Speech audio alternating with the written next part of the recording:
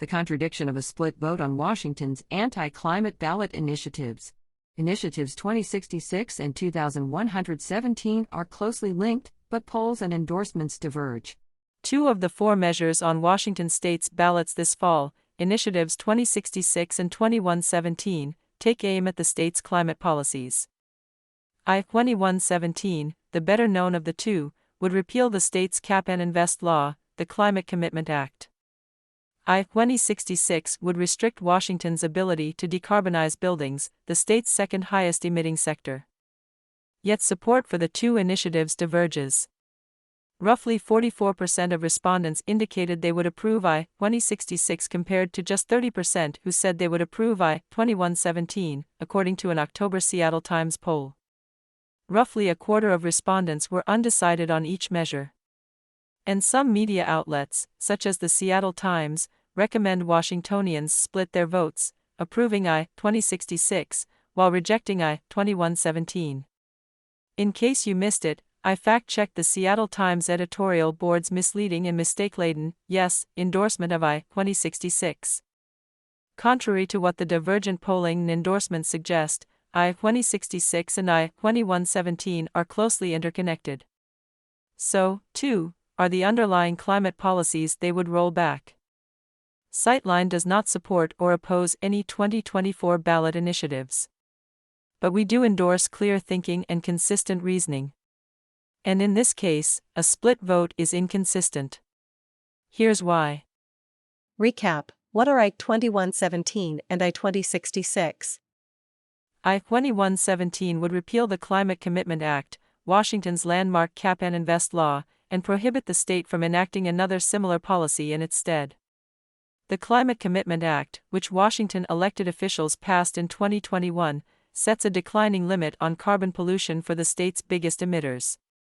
The law has so far raised more than $2 billion for climate and community-friendly projects in Washington since it went into effect in January 2023. Here's my detailed explainer of the Climate Commitment Act. I-2066 takes aim at Washington's efforts to decarbonize buildings, the state's second highest emitting sector. It does this in two big ways. First, I-2066 would repeal numerous sections of a 2024 state law, HB 1589, that requires Washington's biggest utility, Puget Sound Energy, PSE, to develop a plan for reducing greenhouse gas emissions. I-2066 specifically would get rid of a requirement that PSE create a plan for cost-effective electrification, e.g., swapping out gas-fired furnaces for high-efficiency electric heat pumps. Second, I-2066 would add preemptive restrictions on Washington cities, towns, and state agencies, making it harder to incentivize buildings in the state to transition away from burning gas and toward using clean electricity and to move toward all-electric new construction. Here's my detailed explainer of I-2066. The contradiction: maintaining Washington's emissions cap, while repealing a policy that aims to curb emissions. PSE proposed relying heavily on buying additional allowances, and passing those costs on to customers, to comply with the Climate Commitment Act, rather than reducing its emissions by helping its customers transition from gas to electricity. If the latest polling is indicative, voters could reject I-2117, thus keeping the Climate Commitment Act as state law.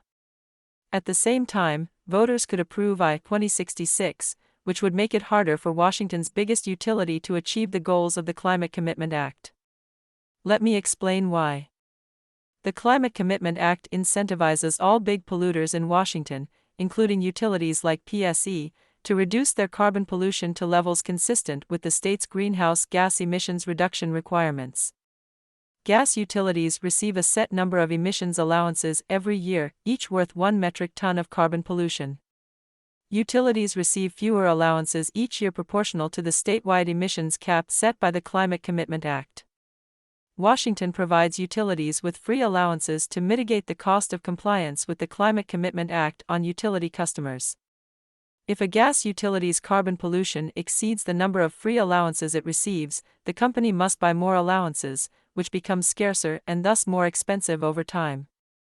In other words, the Climate Commitment Act encourages gas utilities like PSE to reduce their carbon emissions by making polluting more expensive, but it does not require them to do so. A company could be in compliance with the Climate Commitment Act without meaningfully reducing its pollution.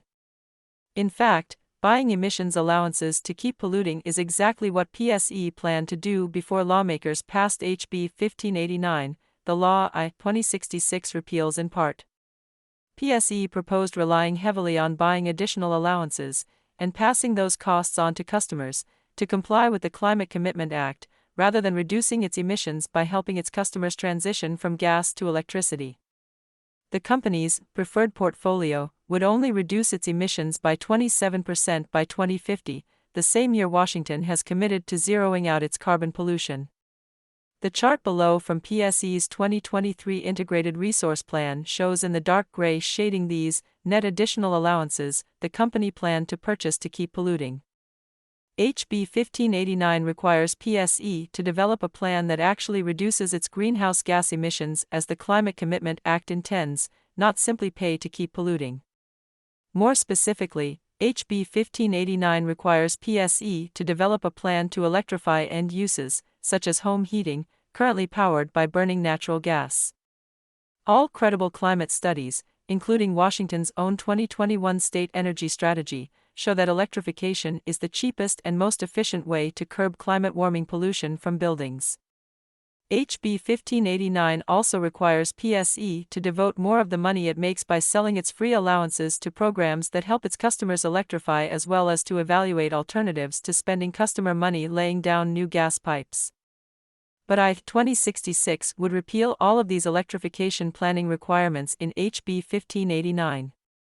In doing so, it would rob the state of the only policy on the books that asks PSE to chart out a plan for complying with the Climate Commitment Act in a way that actually reduces emissions. Here's another way to look at what a split vote would mean. Keeping the Climate Commitment Act while repealing the electrification planning requirements in HB 1589 is like saying you'll clean the house but throwing away your broom. Or taking your kids hiking but not letting them bring their shoes. Or buying a new bicycle but taking the chain off the gears. You can perhaps use a dry mop, hope your kids have healthy calluses, and ride the bike downhill at least, but it'll all be harder, less pleasant, and less efficient for getting the results you want. At stake, Washington's commitment to a cleaner, healthier future. There is no world in which Washington state will meet its greenhouse gas emissions targets without transitioning buildings to clean electricity and away from burning fossil fuels, including gas. The Cap and Invest program of the Climate Commitment Act is one big step to helping Washington achieve its emissions goals, but it alone will not get the state all the way there. That's especially true if companies like gas utilities simply pay to keep polluting to comply with the program, rather than reduce their emissions. HB 1589 is one example of a complementary policy that helps put the Climate Commitment Act's goals in motion, pushing the state's biggest utility to meaningfully curb its pollution by planning for electrification. A split vote, to keep the Climate Commitment Act but repeal parts of HB 1589, is a split commitment to a cleaner, healthier future for Washingtonians.